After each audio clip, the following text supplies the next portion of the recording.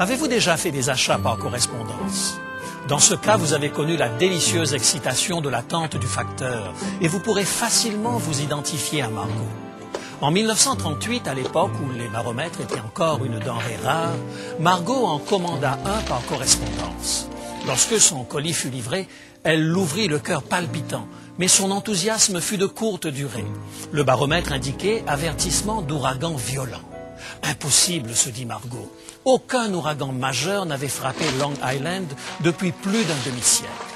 Déçue, elle remit le baromètre dans son emballage et le renvoya à l'expéditeur, réclamant qu'un baromètre en bon état lui soit renvoyé par retour. En se rendant à la poste, elle ne remarqua pas que le ciel s'assombrissait. Elle ne remarqua pas non plus les gouttes qui commençaient à tomber, et encore moins le vent qui se levait progressivement. En quelques heures, le plus puissant des ouragans qui ait jamais frappé la côte est des États-Unis balaya Long Island en remontant tout au long de la côte. Les vents atteignirent 300 km à l'heure. L'embrun marin fut transporté par les vents jusqu'à Montpellier dans le Vermont, à 700 km de la mer. Les dommages aux propriétés s'élevèrent à 15 milliards de dollars actuels. Des centaines de vies furent perdues.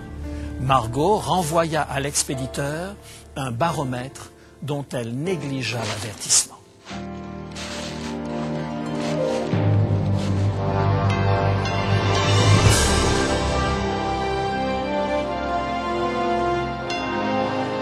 Elle a résisté à l'épreuve du temps.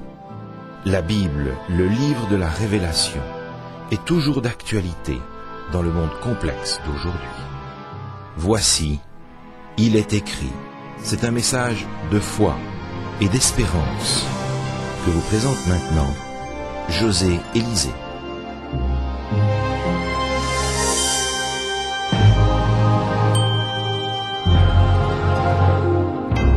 Les baromètres ne mentent pas en général. Ils n'expriment pas des opinions, ils enregistrent fidèlement les montées et les descentes de pression atmosphérique. Ils ne sont pas influencés par les idées ou les opinions de qui que ce soit. Rejeter l'avertissement du baromètre, c'est rejeter les faits. Serait-il possible que notre société soit en passe de rejeter le baromètre moral de Dieu? Se pourrait-il que notre génération soit en train de se bâtir une conception erronée du bien et du mal? Selon une récente étude de l'Institut de recherche George Barna, la génération actuelle, celle qu'on appelle la génération X, rejette la notion de vérité absolue. Dans cette génération qui est appelée à présider aux destinées de notre société dans un proche avenir, 75% des adultes et des adolescents refusent le concept de vérité morale absolue. Pour elles, le mal n'existe pas. Le bien et le mal sont simplement le produit de ce que chacun conçoit comme tel. Joseph Fletcher, dans son livre intitulé « Éthique de situation », a popularisé ce concept voilà 40 ans, dans les milieux universitaires américains en particulier. Selon lui, l'adultère, le mensonge, le vol ou toute autre violation de l'un des 10 commandements ne sont pas nécessairement et toujours répréhensibles. Si la situation le justifie, l'acte est acceptable. Comment s'étonner que plus de la moitié des adolescents affirment que le mensonge est nécessaire? D'où un certain nombre d'interrogations. Assistons-nous à un choc de culture? Est-ce que le baromètre moral du XXIe siècle est hors service? Et si c'est le cas, est-il encore possible de le réparer? En quoi l'idée selon laquelle chacun peut déterminer sa propre échelle de valeur est-elle dangereuse? Quel pourrait être le fondement de la morale dans un monde postmoderne? Aujourd'hui, Rémi et moi allons tenter de répondre à quelques-unes de ces interrogations. Bonjour Rémi. Bonjour José. Comment vas-tu? Très bien, merci. Content de pouvoir aborder ce sujet important avec toi aujourd'hui. Et justement, en t'écoutant, j'avais envie de te poser peut-être une première question pour démarrer notre dialogue. Et c'est la question suivante. D'après toi, pourquoi est-ce que cette idée selon laquelle le bien et le mal seraient finalement relatifs, sujets à l'opinion de chacun, pourquoi est-ce que cette idée te dérange, nous dérange? Pourquoi est-ce qu'elle est dangereuse? Écoute, le problème, me semble-t-il, c'est que dans cet axiome, il y a cette idée qui me semble gênante. Il est impossible de déterminer dans l'absolu ce qui est bien et ce qui est mal. Et si vraiment il est impossible de déterminer ce qui est bien et ce qui est mal dans l'absolu, alors cet axiome lui-même peut être remis en question. Alors justement, José, est-ce qu'il n'y a pas quand même une certaine logique dans notre société qui a rejeté Dieu de dire qu'effectivement, il n'y a pas de point de repère pour le bien et le mal? Je réfléchissais à ça en t'écoutant tout à l'heure. Si nous sommes le produit du hasard, hein, si toi et moi, nous sommes qu'un amas de molécules qui n'a pas d'autre destinée que de retourner au néant, d'une certaine manière, il y a une logique à dire le mal n'existe pas, le bien n'existe pas, c'est une création humaine.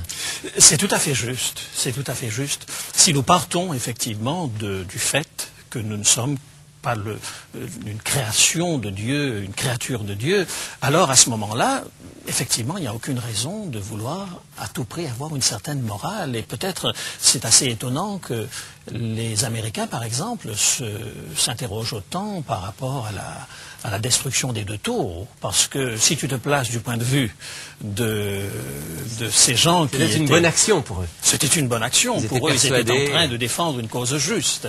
Alors, s'il n'y a pas une norme qui est extérieure à l'être humain, alors ça devient quelque chose de difficile à déterminer. C'est exactement ce à quoi je pensais. Et je pensais à ce texte qu'on trouve dans le livre du prophète Jérémie, au chapitre 17 et au verset 5, et qui dit « Maudit soit l'homme qui se confie dans l'homme, qui prend la chair pour son appui et qui détourne son cœur de l'Éternel. » Et un peu plus loin, au verset 9, « Le cœur est tortué par-dessus tout, il est méchant, qui peut le connaître ?» Effectivement. En d'autres mots, si je suis moi-même la référence morale par rapport à mes actions, si le dimanche matin, j'ai envie de dormir et que mon voisin, au contraire, veut tondre sa pelouse, je suis parfaitement autorisé à prendre mon fusil et à le chasser comme un lapin, parce qu'il n'y a pas de norme extérieure. Tu considères que dans ce cas-là, ta tranquillité vaut autant et même plus que la vie de cet homme-là? Tout à fait, tout à fait. Donc on a besoin, en fait la conclusion à laquelle on arrive maintenant, c'est de dire on a besoin d'une norme, d'un point de repère extérieur à nous. Qui soit extérieur à nous. Sans la notion de Dieu, effectivement, la notion de bien et de mal n'existe pas. Et le fait d'avoir dans notre société admis cette notion du tout est permis fait qu'aujourd'hui, les barrières morales cèdent. Je pourrais rentrer chez toi et puis prendre ton poste de télévision sous prétexte que tu en as 2 et que ce serait plus normal de partager. Mais est-ce qu'au fond de nous-mêmes, il n'y a pas quand même quelque chose qui nous dit non, c'est pas possible.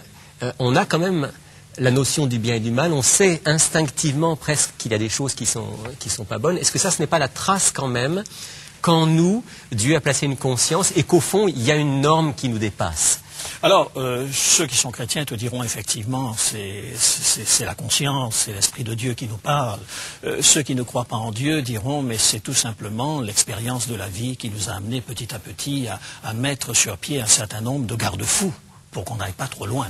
Mais dans certains cas, certaines personnes vont faire quelque chose qui va apparemment contre leur intérêt, mais elles vont le faire parce qu'elles ont une conscience morale profonde. Donc là, on dépasse simplement l'intérêt personnel ou l'intérêt de la société, mais il y a comme un impératif moral qui nous pousse. Effectivement, lorsque tu parles d'impératif moral, on ne peut pas s'empêcher de penser par exemple à Emmanuel Kant, qui justement parle de cet impératif catégorique, de cette norme qui est extérieure à nous, quelque chose qui effectivement à un certain moment nous pousse à agir, même si nos intérêts immédiats ne sont pas forcément ceux qui sont le mieux défendus par nos actes à ce moment-là. Donc ça nous amènerait à rechercher, non pas en nous, mais en Dieu.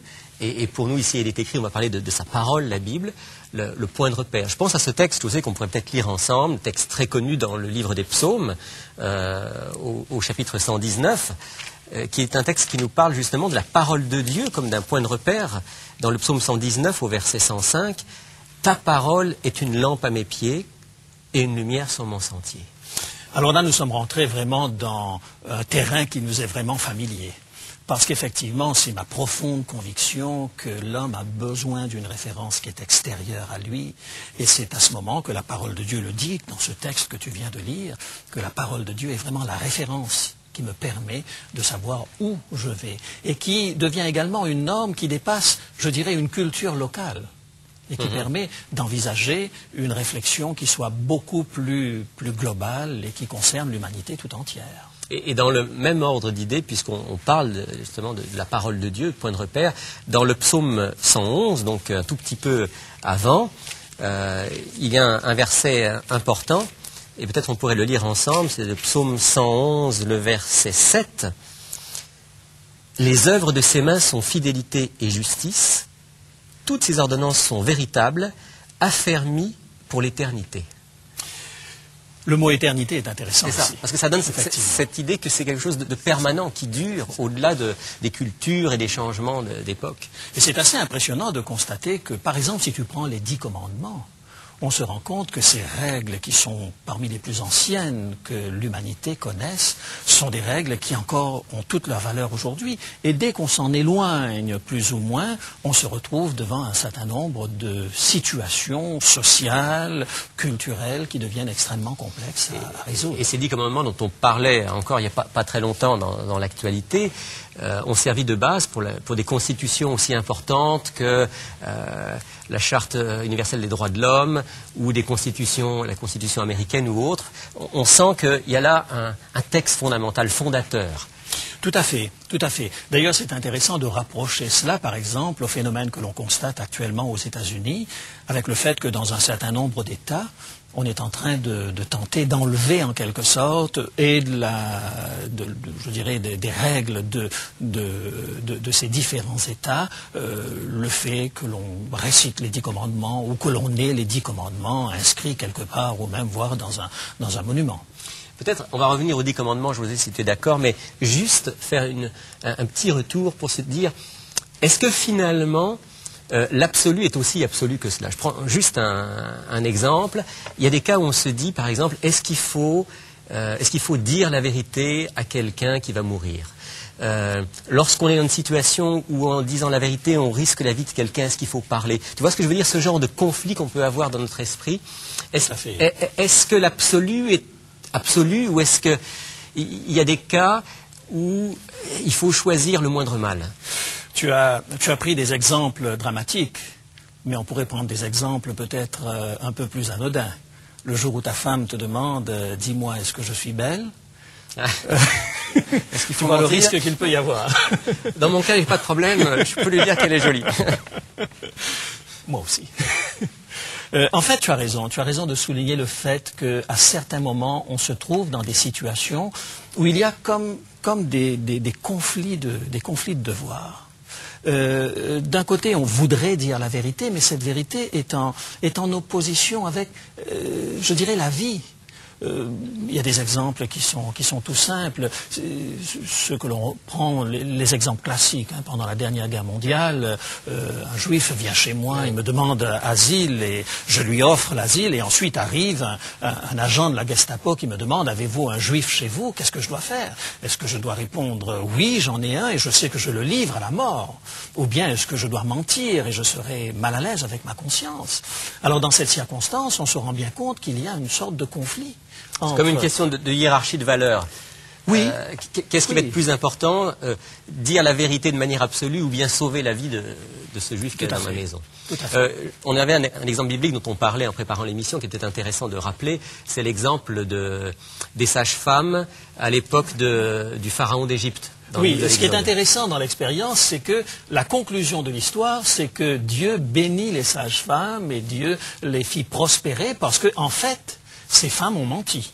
Le roi, le pharaon avait décidé donc de mettre à mort les enfants mâles d'Israël parce que le peuple devenait trop nombreux et ces sages-femmes ne voulaient pas commettre ces meurtres. Alors, elles ne le faisaient pas, et lorsqu'on leur demande de rendre des comptes, elles disent, vous savez, les femmes hébreues sont vigoureuses et elles accouchent avant même que nous n'arrivions. En réalité, c'était un mensonge. C'est une demi-vérité, disons. C'est une demi-vérité, en réalité. Mais Dieu va bénir ces femmes parce qu'elles ont cherché à faire du bien, à protéger la vie. Je crois que d'abord, le désir de Dieu, c'est que nous vivions. Même si nous sommes pécheurs, même si nous avons dévié du chemin qu'il souhaitait, mais son désir profond, c'est que nous vivions. Et dans un monde déséquilibré par le péché. C'est ça. Est-ce qu'on pourrait dire qu'en fait, parfois le bien absolu n'est pas possible à cause du déséquilibre de ce monde, à cause du péché qui est rentré dans le monde. Maintenant, José, en disant cela, on pourrait ouvrir la porte à une tentation, si je vais l'exprimer ainsi, qui serait de dire, bon, puisque de toute façon, le bien absolu n'est pas possible sur cette terre, bon, alors ayons une morale un peu relative. Il faut peut-être qu'on rappelle quand même que ce sont des exceptions. Ce sont des exceptions. Ce sont des exceptions. On ne se retrouve pas tous les jours devant la nécessité de protéger la vie de quelqu'un en mentant. Par contre, elles existent. Mais tu as raison de dire ces situations doivent demeurer des exceptions. Et au fond, fondamentalement, c'est quand même l'intégrité, l'attachement à la parole de Dieu, à ses fondements éternels qui doivent rester au fond de nos cœurs et guider notre quotidien. Oui, je crois que lorsque nous marchons avec Dieu, lorsque nous lisons sa parole, lorsque nous nous imprégnons de cette parole de Dieu, nous prenons conscience de cette nécessité d'être intègre avec nous-mêmes, d'être cohérents avec ce que nous lisons dans la parole de Dieu. Et c'est vrai que, mis à part ces situations exceptionnelles, dans la vie courante, nous sommes appelés à marcher le plus droit possible. C'est ce que Jésus disait d'ailleurs. De manière intègre par rapport à ces normes morales qui nous dépassent, mais qui ont été créées pour notre bonheur. Peut-être on pourrait lire ici un texte important dans le livre du Deutéronome au chapitre 5 et au verset 29, qui nous rappelle justement que ces commandements ont été donnés pour notre bonheur. Ce n'est pas parce que Dieu voulait nous limiter dans notre liberté. Deutéronome chapitre 5, verset 29, c'est Dieu qui parle à son peuple. « Oh, s'ils avaient toujours ce même cœur pour me craindre et pour observer tous mes commandements, afin qu'ils soient heureux à jamais, eux et leurs enfants. » C'est intéressant ce verset, parce que Dieu est en train de dire « Je ne veux pas que vous viviez dans la peur ». Si Dieu donne des commandements, il le fait dans une intention bien précise. Son désir, c'est que nous puissions vraiment être sécurisés. Et lorsque tout le monde suit la même règle et que l'on respecte la vie de l'autre et que l'on respecte le bien de l'autre, à ce moment, la vie devient possible. Il suffit de prendre le code de la route. Il n'y a pas très longtemps, j'entendais parler de cet homme qui, pour se suicider, avait décidé sur la 55 au Québec. De rouler à contre-courant, oui. en sens inverse. Et ça s'est terminé par un accident terrible. Et je me suis dit, mais si nous n'avions pas ce code de la route qui nous oblige à rouler à droite, eh bien, la circulation deviendrait impossible s'il fallait en permanence que nous nous mettions d'accord. Autrement dit, si nous vivons ces commandements, nos relations vont devenir des relations véritablement de confiance, où l'amour va pouvoir régner. Et finalement, nous serons plus heureux, les autres seront plus heureux. Tout à fait. Ça serait une société extraordinaire. Et en fait, la loi de Dieu est une loi de liberté. Si je peux m'engouffrer dans un tunnel à 100 km/h en étant sûr que je ne verrai pas quelqu'un arriver dans l'autre sens, c'est parce qu'il y a un ensemble de gens qui respectent la même règle. Et le désir de Dieu, lorsqu'il nous donne des lois, et ces lois-là gardent toute leur valeur éternellement, justement parce que ce sont des règles, un code qui nous permettent d'être heureux, d'être épanouis et de vivre nettement mieux. Mais est-ce que c'est possible de vivre les 10 commandements? Est-ce que c'est possible de vivre ces paroles qui sont quand même des paroles profondes et exigeantes, surtout si on pense que Jésus, par exemple, a placé la barre très très haut. Les 10 commandements disent « tu ne tueras pas ». Jésus dit « si tu te mets en colère contre ton frère, tu vas transgresser le 6e commandement.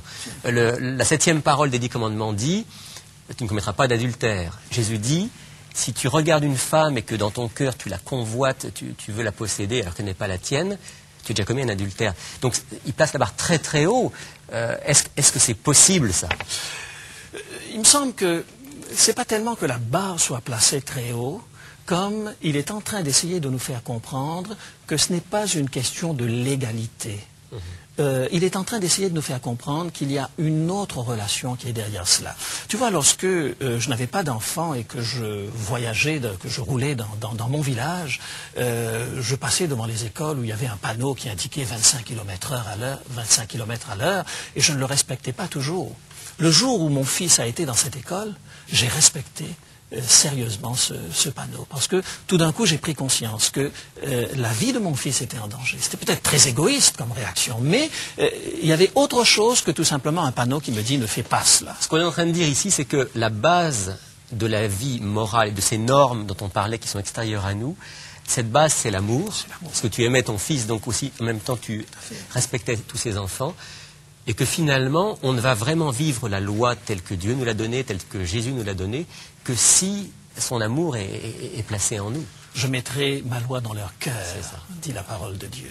Et lorsque nous sommes effectivement animés de l'amour de Dieu, alors nous aurons du plaisir à observer ses commandements. Peut-être on pourrait lire ce dernier texte dans Hébreux chapitre 10, verset 16, qui justement nous rappelle que c'est une loi dans le cœur. Hébreux au chapitre 10, au verset 16. « Voici l'alliance que je ferai avec eux après ces jours-là, dit le Seigneur. Je mettrai mes lois dans leur cœur, je les écrirai dans leur esprit. » Oh, merci de citer ce verset, Rémi. D'autant plus que tout de suite après, il est dit « Je ne me souviendrai plus de leurs péchés ». Alors, quoi demander de plus? Un Dieu qui nous aime et qui a établi une norme pour nous protéger. Et lorsque nous faillissons à cette norme, il est là pour nous aimer et pour nous aider. Bonne journée, Rémi. Merci d'avoir été avec moi pour cette émission et merci pour les textes que tu nous as apportés. Avec plaisir. Notre société est déchirée par la violence et pourrie par l'immoralité. Chaque année, des millions de personnes sont victimes d'actes de violence et uniquement aux États-Unis, plus de 3 millions de personnes sont molestées. L'épidémie sociale crie que cette génération est en route pour un effondrement moral total. Dieu a en vue quelque chose de meilleur pour nous. Et il le dit dans l'évangile de Jean au chapitre 10 et le verset 10. « Je suis venu afin que les brebis aient la vie et qu'elle l'ait en abondance. » Jésus est venu pour nous donner la vie en abondance. Il veut que nous soyons heureux et satisfaits, que notre vie soit productive et que nous soyons comblés. Le psalmiste, dans le psaume 16 et le verset 11, nous dit ceci. « Tu me feras connaître le sentier de la vie. Il y a d'abondantes joies devant ta face, des délices éternelles à ta droite. » L'obéissance à Dieu n'est pas une bigoterie étriquée. Elle ne limite pas notre liberté, elle ne rabat pas notre joie. S'engager avec Dieu, c'est élargir son cœur. C'est s'ouvrir de nouveaux horizons de joie et s'offrir des perspectives de bonheur inouïes. Se soumettre à Dieu est un acte de foi. C'est dire à Dieu, « Seigneur, je te fais confiance. Tu as écrit ce code moral à l'intention de l'univers. Tu sais mieux que moi ce qui peut faire mon bonheur. Je m'abandonne à ta volonté. Je choisis de t'obéir, car je sais qu'en me soumettant à toi, tu auras toujours en vue ce qui est le meilleur pour moi. » Désirez-vous faire cette alliance avec Dieu maintenant? Désirez-vous ouvrir votre cœur au Dieu de l'univers, tandis que nous prions? Père Céleste, quel bonheur de savoir que nous ne sommes pas laissés à nous-mêmes sur cette planète. Tu as mis une barrière de sécurité pour nous assurer la joie et le bonheur. En contemplant aujourd'hui la loi, ce miroir, nous constatons que ta gloire nous manque. Nous n'avons pas été à la hauteur de tes normes. Et nous avons brisé l'alliance que tu as voulu établir avec nous par ton amour. Nous sentons confusément que le moment est venu de remettre de l'ordre dans notre vie. Quel soulagement de découvrir que non seulement tu as pourvu ce garde-fou sur l'autoroute de notre vie, mais que tu as aussi prévu le nécessaire pour que chacun de nous qui avons franchi la ligne de protection puisse vraiment te retrouver. Seigneur, écris ta loi au fond de notre cœur. Tiens-nous par la main et guide-nous à travers la vie, afin que le jour où nous arriverons à la fin de cette existence, nous n'ayons pas de regrets par rapport au choix que nous faisons aujourd'hui. Bénis chacun d'entre nous. Guide-nous chaque jour. Garde nos yeux fixés sur Jésus. C'est en son nom merveilleux que nous te prions. Amen.